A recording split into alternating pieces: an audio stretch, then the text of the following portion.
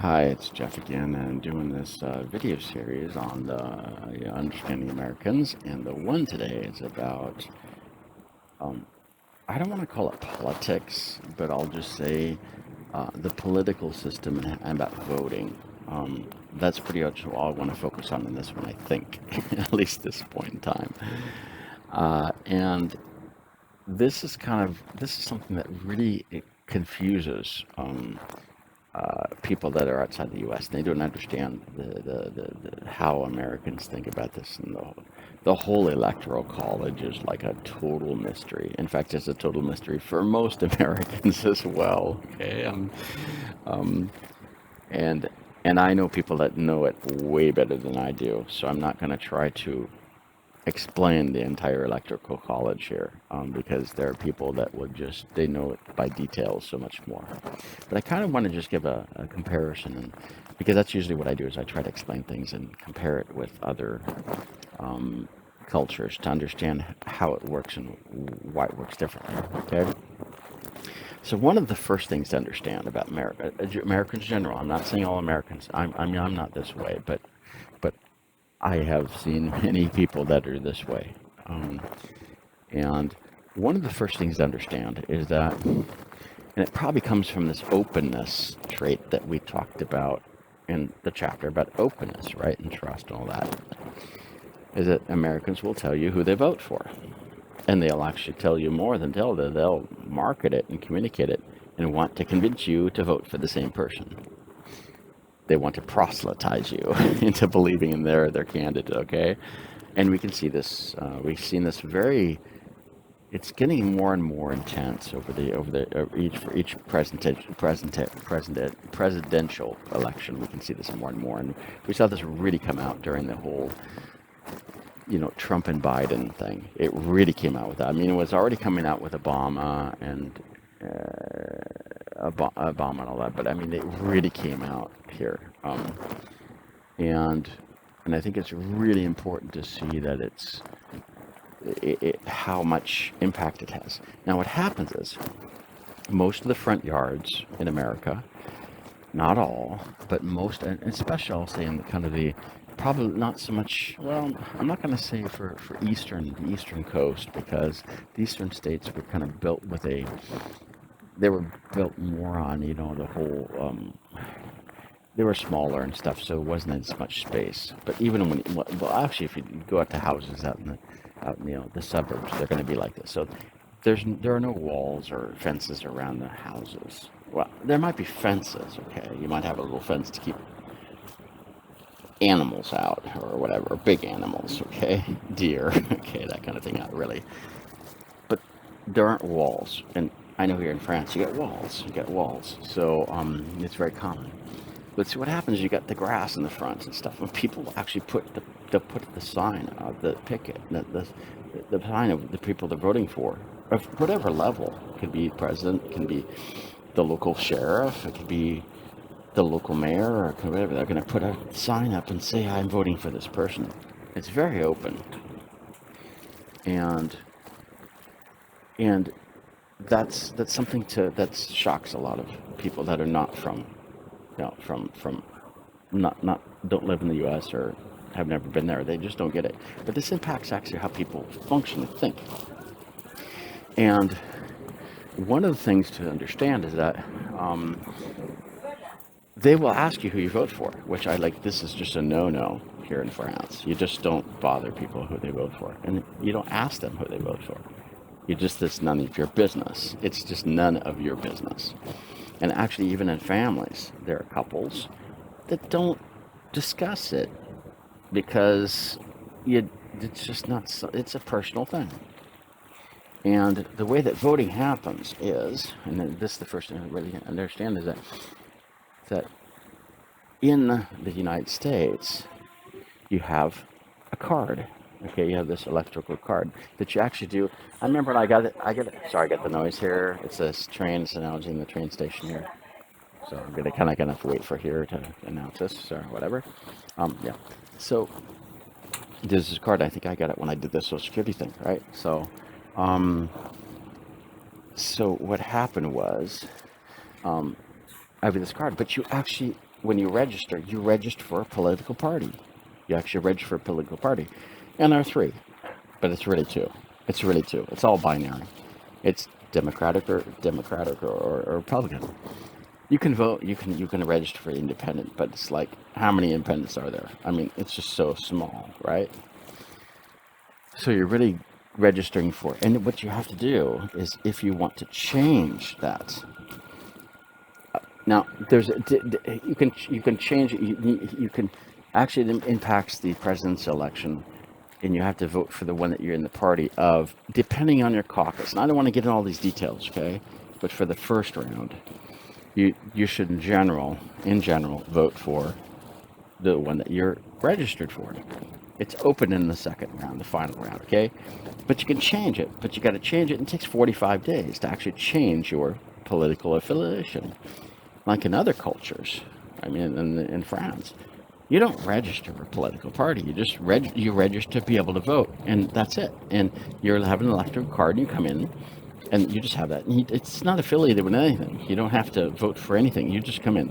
And see, in France, what happens? You come in, and you there's an envelope, and there's one topic to vote on, the president or the local mayor or whatever, and you come in, or just few things to vote on, but not a whole lot of things.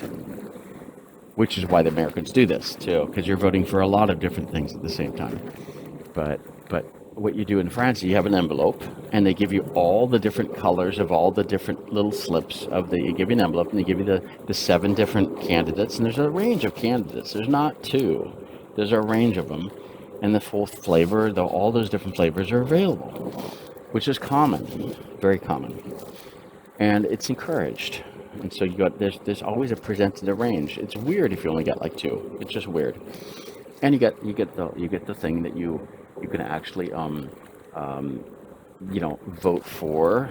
You get the colors, and you get the slips in each one. You put the one in the envelope, and you put that in the ballot box, and you're done. But in the States, it's just totally different. Here, it's all there's a bias towards voting for a party and all that. So what I encourage, I mean, I can't go through and explain the whole thing right here. There's no way. It's too complex.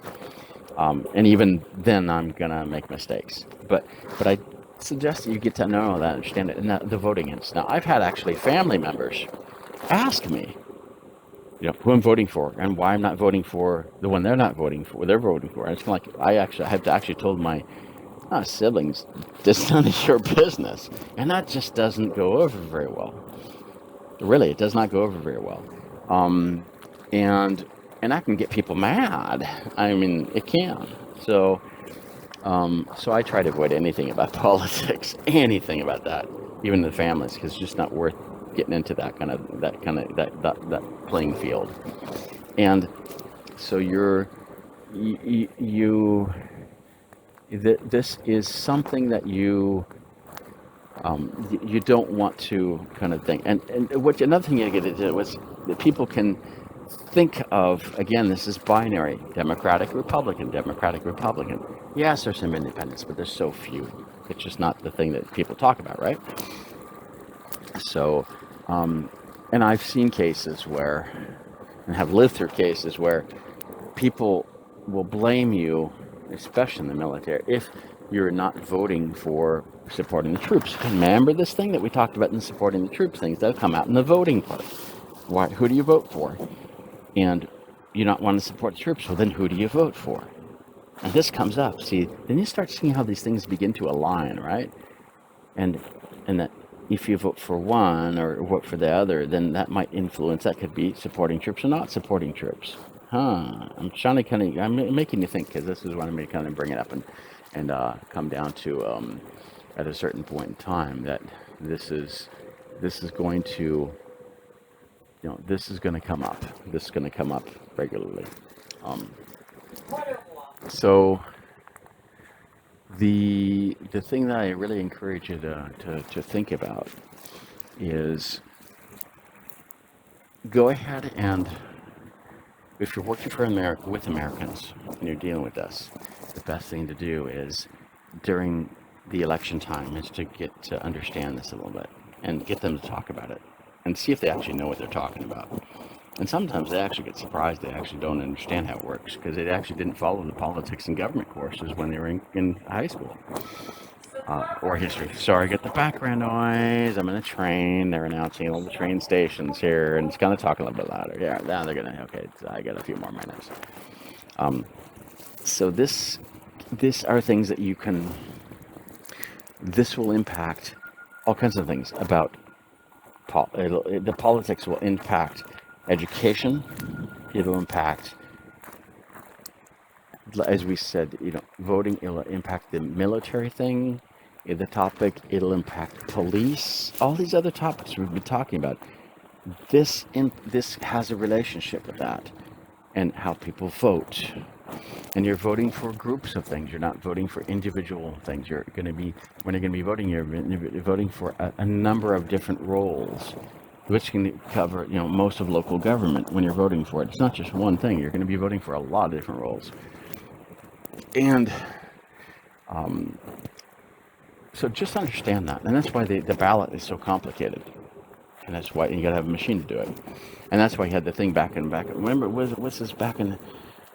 Oh darn! I can't remember. It was Bush and whatever. I can't remember where they were comparing the ballots and looking up. And they're kind of saying, "Oh, is that stamped or not?" and stuff. It was all the whole voting was over this thing of it's because of this. It's related to this. So what I encourage you to do is just get to know it. Or be aware of it. You don't have to know it in detail.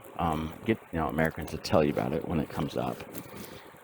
Question them about why they believe in something or why they're positioning something, and don't hesitate to tell people, it's none of your business. Okay, don't hesitate to do that. If they want to know, if they're being insistent on why you're not telling them who you're voting for and stuff. And they will try to, bring this over to the other, countries and try to ask about that. And this will kind of shock people. It's like, well, this isn't, we don't talk about this stuff. So yeah, go ahead and just hope this helps a little bit. Understand. Again, I'm not trying to cover everything. I don't have an outline here. I don't have a list of points I'm going through. But I'm just bringing up a bunch of anecdotes that kind of support at least these points to help. And things I've seen where there've been contention, where I've seen, it's been problematic, and this might help, not alleviate, but understand it. Again, it's about understanding Americans. That's the whole thing is about, right? So, and especially during election time, that's when it comes up.